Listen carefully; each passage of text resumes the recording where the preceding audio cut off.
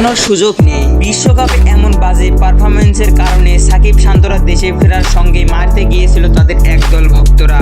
মুহূর্তে ভাইরাল ভিডিওটি। দর্শক, বিস্তারিত জানতে পুরো ভিডিওটি দেখতে থাকুন। সেমিফাইনালের স্বপ্ন নিয়ে বিশ্বকাপ খেলতে যুক্তরাষ্ট্রে ফাইনাল ম্যাচে খেলতে গিয়েছিল বাংলাদেশ। এমনকি বিশ্বকাপে সেমিফাইনাল খেলার সুযোগও ছিল বাংলাদেশের। কেবল আফগানিস্তানকে 12 ওভারে 116 রান করে হারাতে পারলে সেই স্বপ্নটাও পূরণ হতো বাংলাদেশের। কিন্তু সেই স্বপ্ন পূরণ হওয়া তো দূরের কথা, উল্টা খুব সহজ একটা ম্যাচই হেরে যায় বাংলাদেশ দল। ম্যাচ হারার পর অনুশোচনা তো দূরের কথা, উল্টা গলাবাজি করেন সাকিব আল হাসান।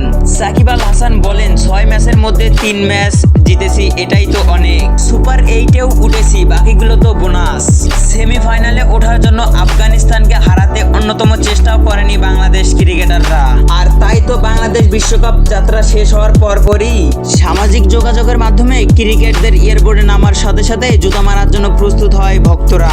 এরপরে আইসিসি এর ভাড়া করা বিমানে ঢাকা এয়ারপোর্টে নামে বাংলাদেশ ক্রিকেট দল। এসে ফিরে যেন কঠিন বিপদে পড়ে যায় সাকিব শান্তরা। ভক্তদের আবেগ নিয়ে খেলায় সাকিব শান্তদের দেখা মাত্রই তাদেরকে হামলা করে একদল ক্রিকেট ভক্তরা।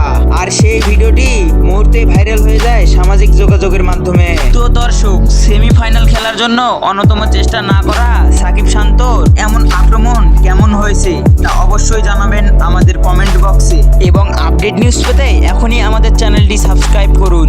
ধন্যবাদ।